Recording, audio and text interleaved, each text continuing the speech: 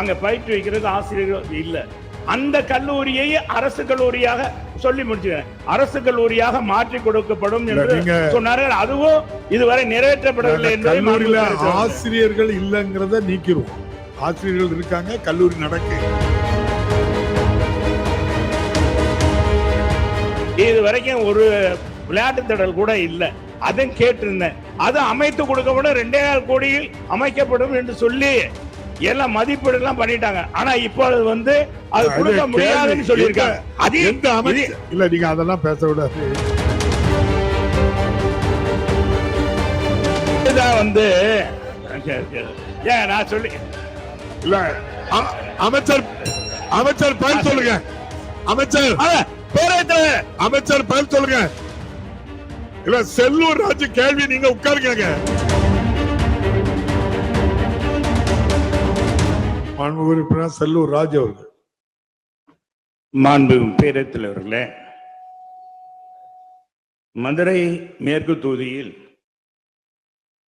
ஏதோ ஒரு கல்லூரியும் இல்லை. 1962 தான் மதுரையில் ஒரு அரசு கல்லூரி மகளிருக்காக மீனாட்சி அரசு கல்லூரி துவங்கப்பட்டது. அதற்கடுத்து இதுவரை எந்த பகுதியிலும் தொடங்கவில்லை. இன்னைக்கு 17 லட்சம் மக்கள் வாழ்கிற மதுரையில் ஏற்கனவே 2021 இதே கேள்வியை நான் இங்கே உயர்கல்வித்துறை அமைச்சராக மாண்பு அமைச்சர் அவர்கள் இருக்கும்பொழுது, பொன்முடி அவர்கள் இருக்கும்போது இதே கேள்வியை கேட்டேன். உறுதியாக அந்த கல்லூரி அமைத்து கொடுக்கப்படும் என்று சொல்லியிருந்தார். ஆனால் மாண்பு அமைச்சர் அவர்கள் இன்றைக்கு பல தகவலை சொல்லியிருக்கார். ஆனால் அதெல்லாம் அரசு சுய உதவி பெறும் கல்லூரிகள், அங்கெல்லாம் கட்டணம் கூடுதல். அதே நேரத்தில் காமராஜர் பல்கலைக்கழக உறுப்பு கல்லூரி இருக்குன்னா அங்கேயும் கட்டணம் கூடுதல். அங்கேயும் அரசு ஆசிரியர்கள் இல்லை, அங்க பயிற்றுவிக்கிறது ஆசிரியர்கள் இல்லை. அந்த கல்லூரியை அரசு கல்லூரியாக சொல்லி முடிச்சுக்கிறேன், அரசு கல்லூரியாக மாற்றி கொடுக்கப்படும் என்று சொன்னார்கள். அதுவும் இதுவரை நிறைவேற்றப்படவில்லை. கல்லூரியில ஆசிரியர்கள் இல்லைங்கிறத நீக்கிடுவோம். ஆசிரியர்கள் இருக்காங்க, கல்லூரி நடக்கு. மறுபரிசீலனை செய்வீங்களான்னு கேளுங்க. பற்றாக்குறை ஆசிரியர் பற்றாக்குறை இருக்கிறது. எனவே மாணவர் சேர்க்கை அதிகமாக இருக்கிறது. எனவே இந்த இடங்கள் எல்லாம் பாத்தீங்கன்னா கல்லூரிகளுக்கு கட்டணங்கள் அதிகமாக இருக்கு. அரசு கல்லூரினா கட்டணம் குறைவாக. மறுபரிசீலனை பண்ணுவீங்களான்னு கேக்குறீங்க. மறுபரிசீலனை பண்ணி இது உறுதியாக ஏற்கனவே இங்கே வாக்குறுதி கொடுக்கப்பட்டது. மாண்பு முதலமைச்சர் இருக்கும்போதே சொன்னார், எங்க முதலமைச்சர் செய்து கொடுப்பார், நிறைவேற்றி கொடுக்கப்படும் என்று சொல்லியிருந்தார். மாண்புமிகு அமைச்சர் அவர்கள். மாண்புமிகு பேரவைத் தலைவர் அவர்களே, 4 ஆண்டுகளில் கழக அரசு பொறுப்பேற்றதிலிருந்து 21 அரசு கலை அறிவியல் கல்லூரி, கூட்டுறவுத்துறை மூலம் ஒரு கலை அரசு அறிவியல் கல்லூரி, இந்து சமய அறநிலையத்துறை மூலம் சட்ட போராட்டம் நடத்தி 4 அரசு கலை அறிவியல் கல்லூரி என்று இந்த 4 ஆண்டுகளில் 37 கல்லூரிகளை திறப்பதற்கு உத்தரவிட்ட அரசு நமது அரசு. மாண்புமிகு சட்டமன்ற உறுப்பினர் அவர்கள் தொடர்ந்து கோரிக்கை வைக்கிறேன் என்று சொன்னார்.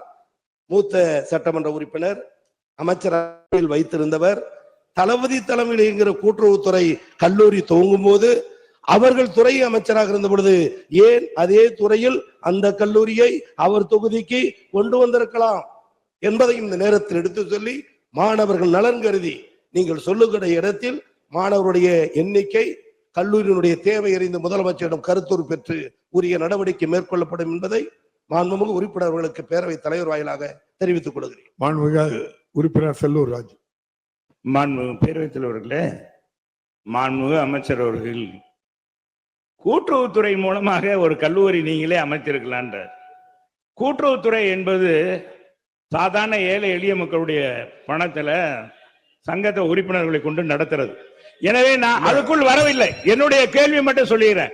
10 ஏக்கர் நிலம் இருக்கிறது, அரசு புறம்போக்கு நிலம் இருக்கிறது, வசதியான இடம். ஆனா இதுவரை அரசு கல்லூரி, ஆண்களுக்கான கல்லூரியே மதுரையில் இல்ல, தனியார் ஆண்களுக்கான கல்லூரி இல்ல. எனவே அரசு கல்லூரி மதுரையிலே அமைக்க வேண்டும்.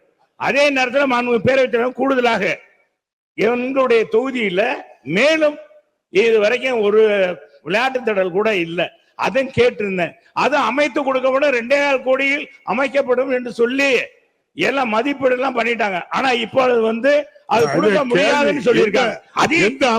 இல்ல, நீங்க அதெல்லாம் பேச விடாது. நீங்க ஒரு கோரிக்கை, நியாயமான கோரிக்கை, 10 வருஷம் நான் அமைச்சரா இருந்திருக்கேன், என்னால முடியல செய்தாருங்கன்னு கேட்க, அது நியாயம். மாண்புமிகு அமைச்சர் பரிசீலனை பண்ணிருக்கேங்க, அமைச்சர் பதில் சொல்லுங்க. அமைச்சர் பதில் சொல்லுங்க. மாண்புமிகு பேரவைத் சொல்லுங்க, தலைவர் கேட்டுருங்க. இதேதான் வந்து ஏன் நான் சொல்லி இல்ல அமைச்சர் பதில் சொல்லுங்க. அமைச்சர் பேரவைத் தலைவர் அமைச்சர் பதில் சொல்லுங்க. இல்ல செல்லூர் ராஜு கேள்வி, நீங்க உட்காருங்க. மாண்புமிகு செல்லூர் ராஜு பேரவைத் தலைவர் அவர்களே, செல்லூர் ராஜு பேசட்டு. மாண்புமிகு செல்லூர் ராஜு பேசுங்க. மாண்புமிகு பேரவைத் தலைவர்களே, உட்காருங்க சொல்றேன். மாண்புமிகு பேரவைத் தலைவர்களே, நாங்க செய்யல, அதுதான் சொல்றேன். அதுல என்ன தப்பு இருக்கு? மாண்புமிகு பேரவைத் தலைவரே, சார் நான் பேசுகிறேன். உட்காருங்க.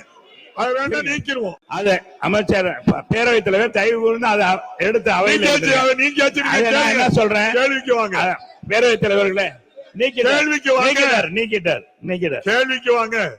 பேரவைத் தலைவர்களே, அருள் கூர்ந்து நான் ஏற்கனவே இங்க இதே சபையில 2021 உயர்கல்வித்துறை அமைச்சரால் வாக்குறுதி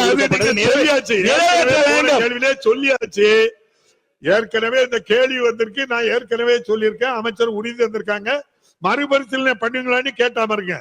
சரி, மறுபரிசீலனை செய்து உடனடியாக அந்த பகுதியில் ஒரு அரசு கல்லூரியை ஏற்கனவே கொடுத்த வாக்குறுதியை நிறைவேற்ற வேண்டும் என்று கேட்டுக்கொள்கிறேன். இருந்து நீக்கிறங்க.